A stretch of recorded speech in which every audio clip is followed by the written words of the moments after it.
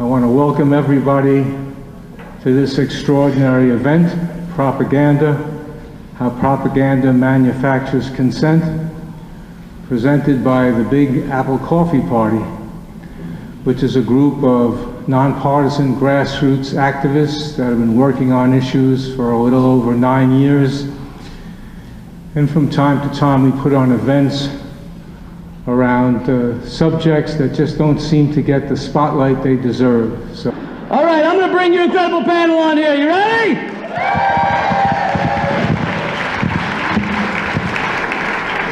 All right, I'm so excited about this. Our first panelist is an award-winning journalist and the author of several books, including best-selling Republican Gomorrah, Goliath, The 51-Day War, and The Management of Savagery. I always hate when someone's written more books than I've read.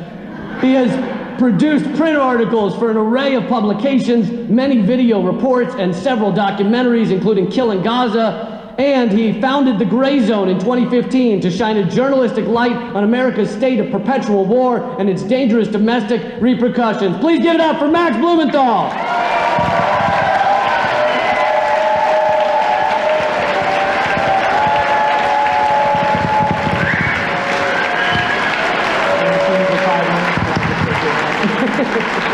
I'm gonna bring all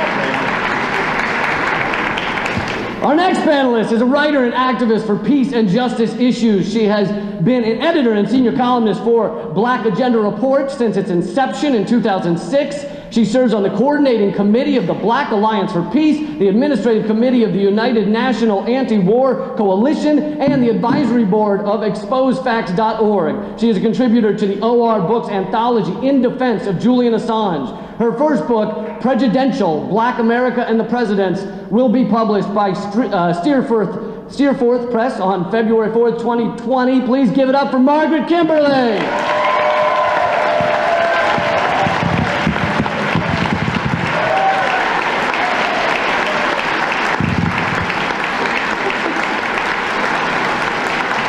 Because there is a kind of a dictatorship. We don't have a free press. We don't have a free press. If you, if telling the truth gets you disappeared, then we don't really have a democracy. We don't really have a free press. And we need to just say that. But people know. They won't say it, but they just do it. So this crackpot is always on Joy Reid show. What is it, that horrible man? Malcolm Nance is on NPR, and apparently they let him talk for 15 minutes straight and never even asked him a question. He went on and on about Trump is a Russian asset, and, you know, and so some guy, and that, what does that tell you? Some crackpot from nowhere gets elevated. Now he's making a small fortune. He gets to be considered a credible source. So people know the deal, and they know what to say and what not to say. Yeah, compare Nance to Stephen Cohen. Stephen Cohen is the premier Russia scholar of our time, who lived in Moscow and produced just path-breaking work about, for example, survivors of the gulags. He was kind of a liberal about the possibilities of reforming the Soviet Union, of the Soviet Union surviving, alternative scenarios. He really challenged people to think differently about U.S.-Russia relations. He speaks Russian. He knows the Russian leadership. He knows the people of Russia. Malcolm Nance. Who the hell is this guy? Malcolm Nance. Who the hell is this guy? He doesn't speak Russian. I don't know if he's ever been to Russia. He has no expertise on Russia. He was a contractor in the UAE for some time and was a Navy petty officer.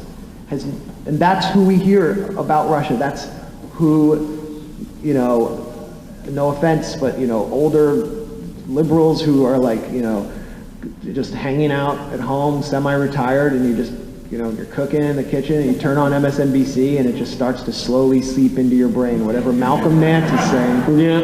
And you turn just crazy. I mean, and these people who I know, and we all know, become impossible to be around.